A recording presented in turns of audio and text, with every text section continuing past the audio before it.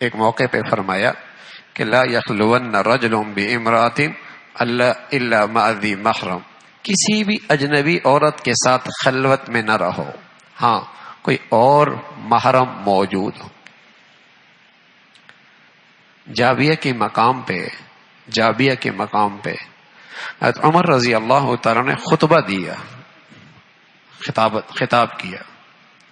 عبداللہ ابن عمر فرمانے لگے، حضرت عمر نے خطبہ دیا اور اس خطبے میں فرمایا، لوگو لا یخلون رجل بامرأۃ، کوئی اجنبی مرد کسی اجنبی عورت کے ساتھ خلوت میں نہ رہے، الا کان ثالثہما الشیطان، اس لیے کہ پھر تیسرا شیطان ہوگا، پھر شیطان ہوگا۔ کسی عورت کے پاس تنہائی میں جانا فتنے سے خالی نہیں ہے۔ ایاکم والدخول علی النساء، لوگو بچو عورتوں کے پاس جانے سے خلوت میں۔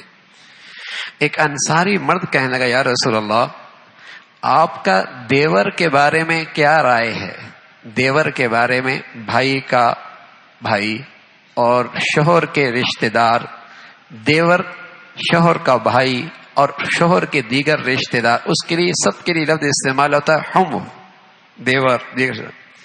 تو رسول اللہ صلی اللہ علیہ وسلم سے بڑھ کر دور اندیش کوئی ہو سکتے ہیں؟ اور انسانی نفسیات سے آپ سے بڑھ کر کوئی باخبر ہو سکتے ہیں؟ انسانی معاشرے میں شیطان کہاں کہاں سے وار کر سکتا ہے آپ سے بڑھ کر کوئی جان سکتا ہے؟ انسانی خاندانی زندگی کے اندر کہاں سے فساد اور کون سی سوراخ سے شیطان راستہ پا سکتا ہے آپ سے بہتر کوئی جان سکتا ہے؟ تو رسول اللہ صلی اللہ علیہ وسلم فرمان لگے، شوہر کے رشتہ دار تو موت ہیں، الحم الموت، وہ تو موت ہے۔ اگر اس سے اختلاط ہوتا رہا پھر بربادی ہے۔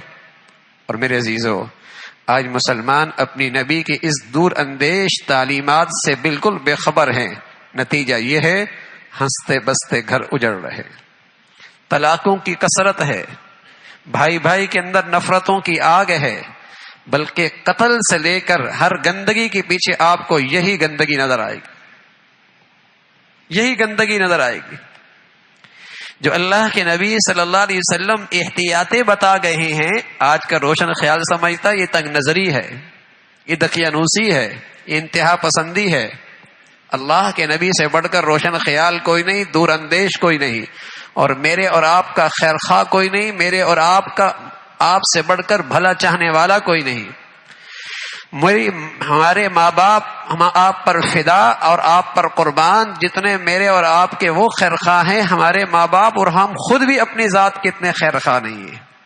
یہ اللہ کے نبی صلی اللہ علیہ وسلم کی دور اندیشی کی تعلیم ہے، دور اندیشی کی تعلیم ہے۔ پہلے مرد عورت میں ایک حیا، پردہ، شرم و حیا کی ایک چیز ہوتی تھی۔ آپ پیچھے جائیے 20 سال پہلے، آپ اپنے معاشرے میں یہ طلاقوں کی کثرت نہیں دیکھیں گے، یہ ہنستے بستے گھروں کا ٹوٹنا نہیں دیکھیں گے، یہ گھروں کا یہ انتشار۔ بدگمانیاں دیکھیے، کتنی بدگمانیاں، کتنی بد اعتمادی، نہ اس کو اس پر اعتماد، نہ اس کو اس پر اعتماد۔ وجہ کیا ہے؟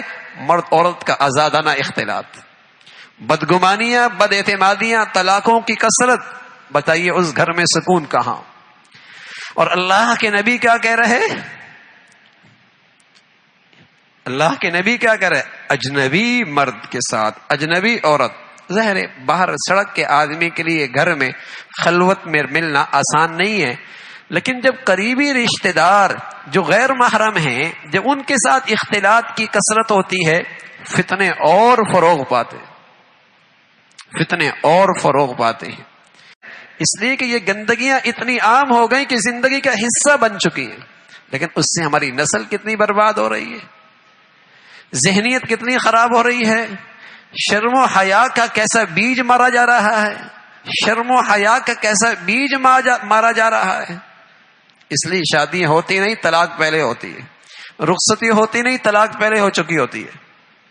ابھی ماں کے گھر سے ہوئی کوئی نہیں، نکاح ہوا، گھر پہلے ٹوٹ گیا۔